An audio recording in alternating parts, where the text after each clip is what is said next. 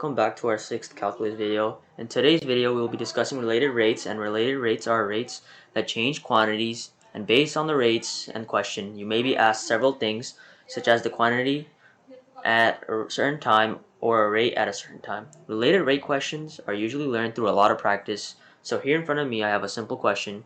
One car leaves at a given point and travels north at 30 miles per hour. Another car leaves 1 hour later and travels at 40 miles per hour. At what rate is the distance between the cars changing at the instant the second car has been traveling for 1 hour? So first you want to write down your variables. So we have the first car traveling north at 30 miles per hour. And when you have something that's implicated with time, usually that will obviously indicate that that's the rate. So our first car, X, will be traveling north. So I'm going to put an arrow right here for north. And dx dt will represent its rate, which is 30 miles per hour. And then we have another car traveling west for 40 miles per hour. So y, that way, dy dt for 40 miles per hour. And then we're also told that car Y leaves 1 hour later. So if we set car X's time to t, we can essentially set car Y's time to t minus 1.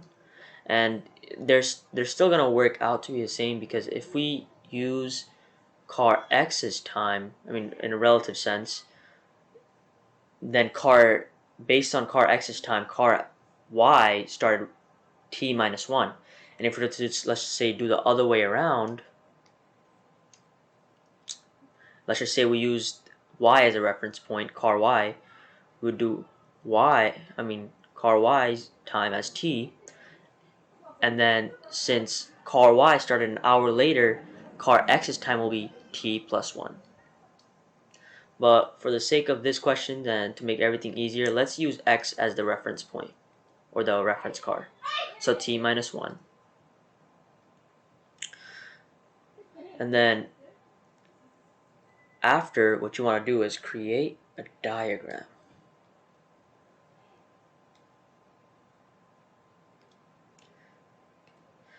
And now what you want to do is basically make your position equation. So we know that dx dt is 30 miles per hour. So we know that position of car X will be determined by 30t. And we're going to assume that each car starts from its origin, which is 0, 0. So there's no need to put plus 2 or some constant. And then car Y position can be told by 40 t minus 1. And if you take the derivative of these position equations, you see it automatically goes back to the 30 miles per hour and 40 miles per hour. So yeah, everything works out. And then we're given one more piece of information, that both cars travel at second car traveled after 1 hour, traveled for 1 hour. So that means car 2 traveled for 2 hours. Car X traveled for 2 hours, and car Y traveled for 1 hour.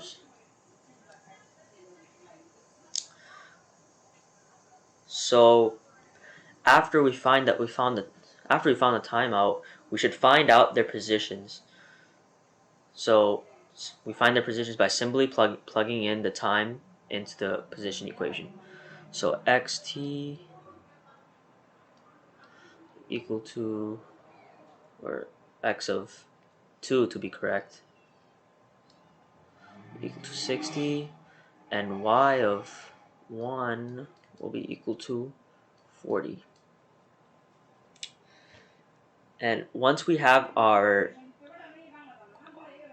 quantities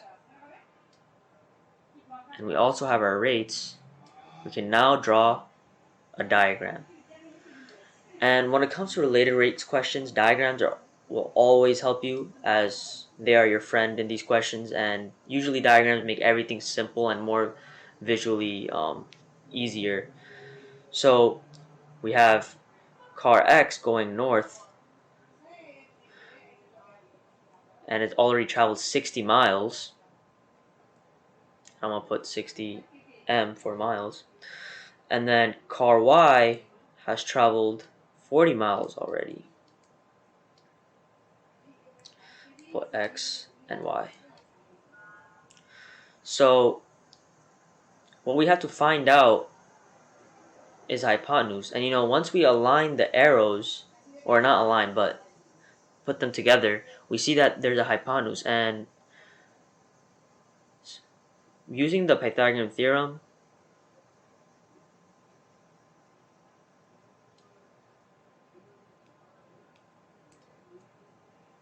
x squared plus y squared equals hypotenuse squared. Using this, we can find the hypotenuse, or the exact distance between the cars at the time 2 hours.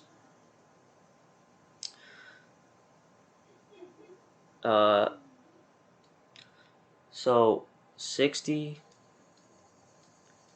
squared plus 40 squared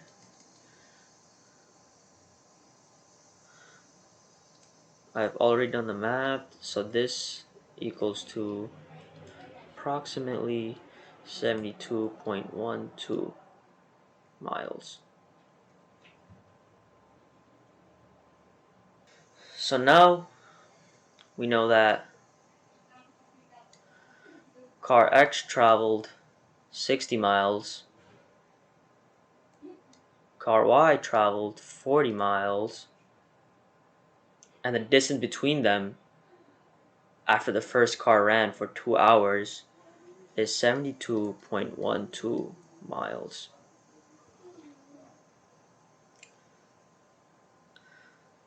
So now when we look at the question, it's asking for at what rate is the distance between the cars changing at the instant the second car has been traveling for 1 hour. So what it's asking for essentially is the rate. And as we discussed before, these questions you can ask for the rate or the quantity at a certain time. So what we want to find is the rate the hypotenuse is changing after car X has been traveling for 2 hours and after car Y has been traveling for 1 hour. So we can do this again by x squared plus y squared equals hypotenuse squared. So after this, what we can do is take the derivative of this equation. So 2x x prime plus 2y y prime is equal to 2 hypotenuse prime. So based on the question, we know all these values. We know how much car X traveled. We know how much car Y traveled. We know how much the spaces between the cars after a certain time. We also know the rate of car X, or which is the speed it travels. We also know the rate of car Y, which is the speed it travels. And but we don't know, and what we're trying to find is this. So simply just plug in the values. 260, 30 plus 2 40 2 times 72.12.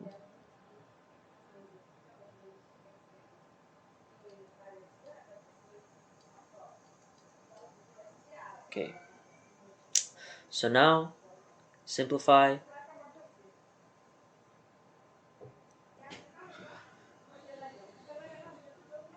So here we have a second question. As you can see, it says a 50-foot ladder is placed against a large building. The base of the ladder is resting on an oil spill and it slips at a rate of 3 feet per minute. Find the rate of the change of the height of the top of the ladder above the ground at the instant when the base of the ladder is 30 feet from the base of the building. So we have a few pieces of crucial information. So we know that the ladder is 50 feet. We know that it's slipping at the base 3 feet per minute. And we also know that when it says find the rate and the change of the height of the top of the ladder above the ground at the instant when the base of the ladder is 30 feet. We also know that the base of the ladder is 30 feet right when it's slipping.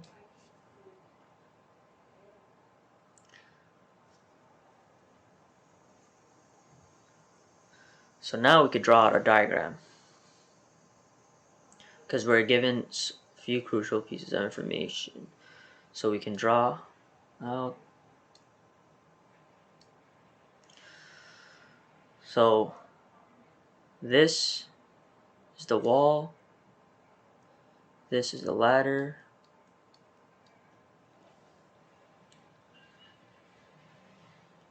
The ladder is 50 feet, and from the base of the ladder to the base of the wall or the building, it is 30 feet. And we also know the ladder is moving this way at a rate of 3 feet per minute.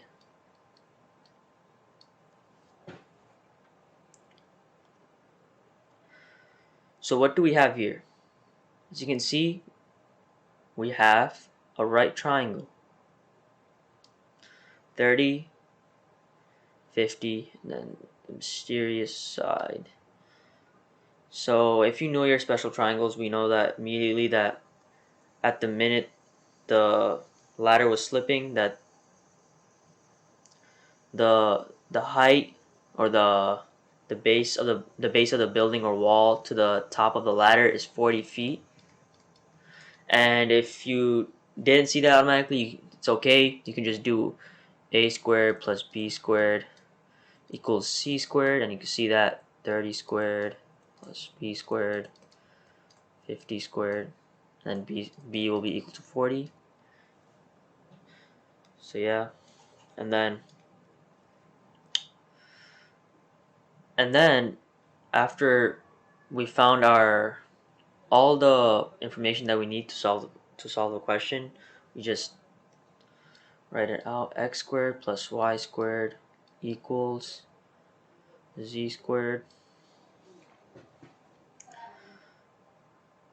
So what it's asking is find the rate of change of the height of the top of the ladder above the ground at the instant when the base of the ladder is 30 feet from the base of the building. So we know the change of rate when the ladder is moving this way and slipping, but we don't know, and what we want is the change of rate when the ladder is moving down and slipping. So we know that 30 feet and 40 feet will change, but the 50 feet will not. Just because the 50 feet is the size of the ladder, and as we know, the ladder size will not change for this question. So we can assume that the 50 feet is a constant. So when you take the derivative of this equation, you can 50 squared x squared plus y squared. This will automatically equal to 0, and it will be 2x x prime plus 2y, y prime. And now we see that we have all the variables to satisfy this equation except this one, which would be the ladder slipping down. So we simply plug in our variables. So 230 3 feet per minute plus 2 times 40 times y prime.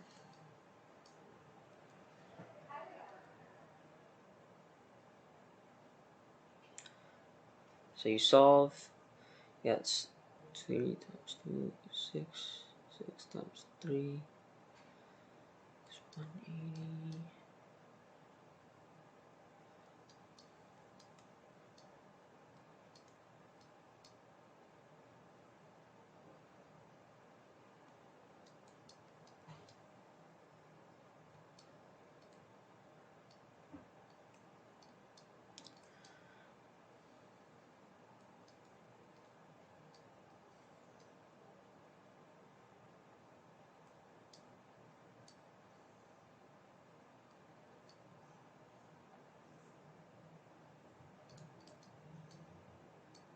So as you can see, the final answer would be negative 18 over 8. And if you look at it, that makes sense, because if you look at the change of the rate of change for the base of the ladder to the base of the building or the wall, you can see it increases at 3 feet per minute, and it's positive. So when it's positive, I mean, since the rate of change is positive, 30 feet increases. The distance between the base of the ladder and the base of the wall increases 30 feet as will get bigger and bigger. Well, the distance will get bigger and bigger as time goes on. But in the case of the top of the ladder to the base of the wall or the building, it will decrease because the ladder is slipping down, so the 40 feet will become smaller and smaller. So that's why it's negative.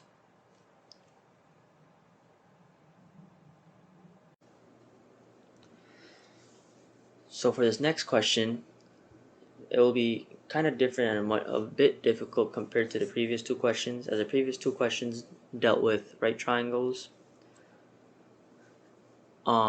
This time we'll be dealing with a cone, and the question says a conical cup is 4 centimeters across and 6 centimeters deep. Water leaks out of the bottom at the rate of 2 centimeters or 2 cubic centimeters per second. How fast is the water level dropping when the height of the water is 3 centimeters? So let's try to draw a diagram of what this looks like. So we know that the cup goes 4 centimeters across and it is 6 centimeters tall. What we also know is that the water level is 3 centimeters. We also know when the water level is 3 centimeters, the water leakage, or the rate of water leakage, is 2 cubic centimeters per second.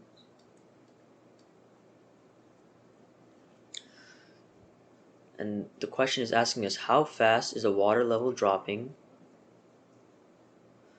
when the height of the water is 3 centimeters. So what we're essentially trying to find out is the rate of change of the height, or the rate of change of the height.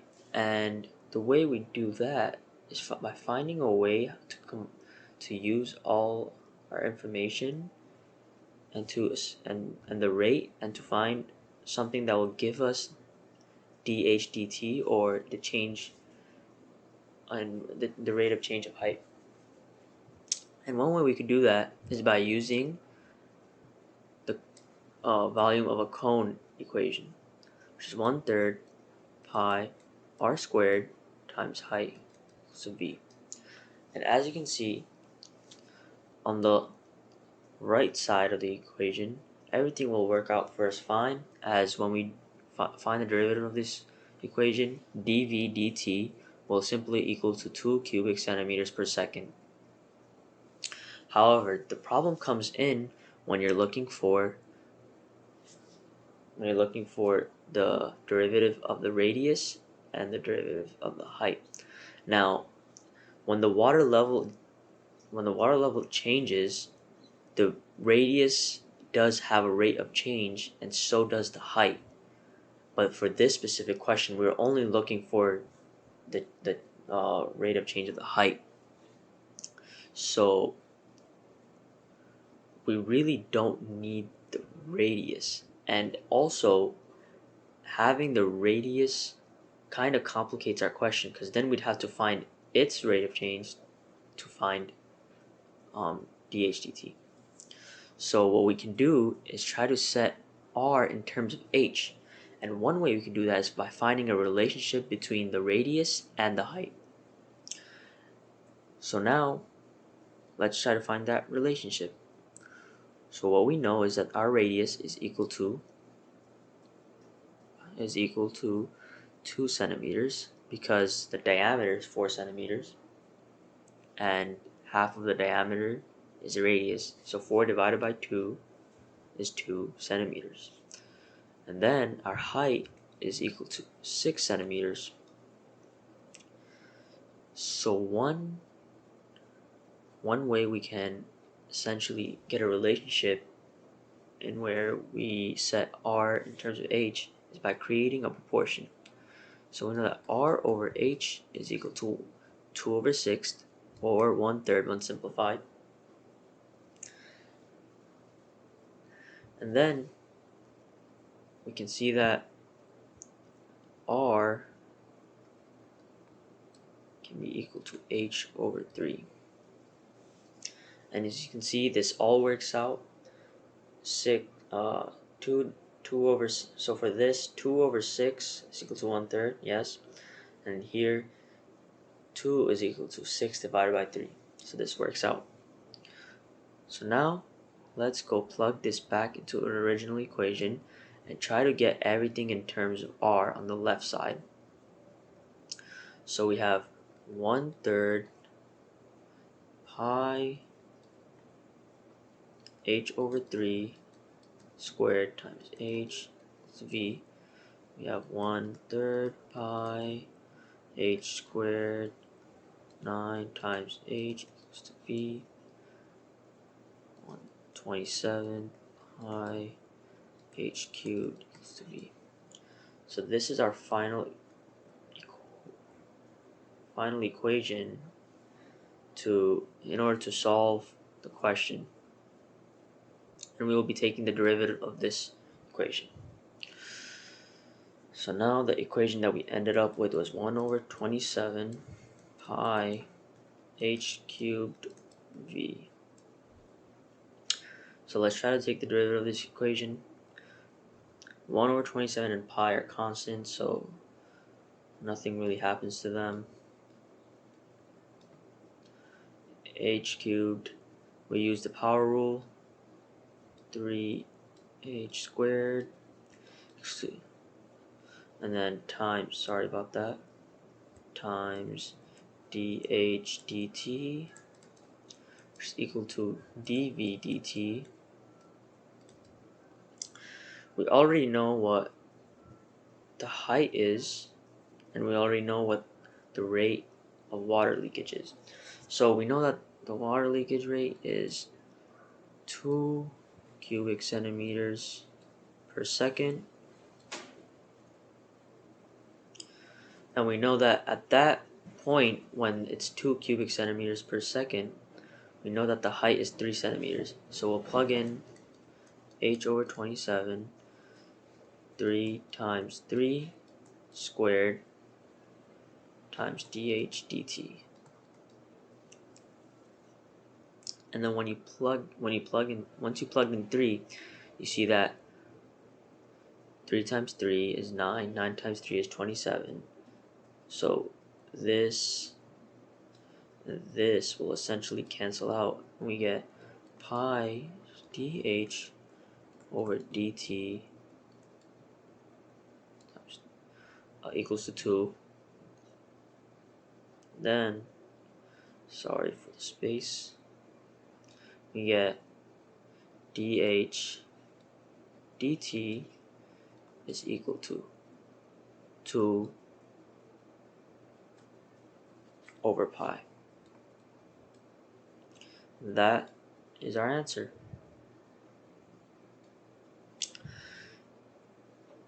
Now, since it's dh dt and the rate of change is 2 over pi, the units for this problem would be 2 over pi centimeters per second, because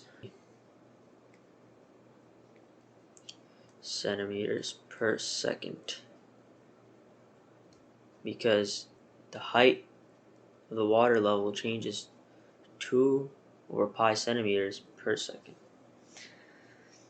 And that is it for today, guys.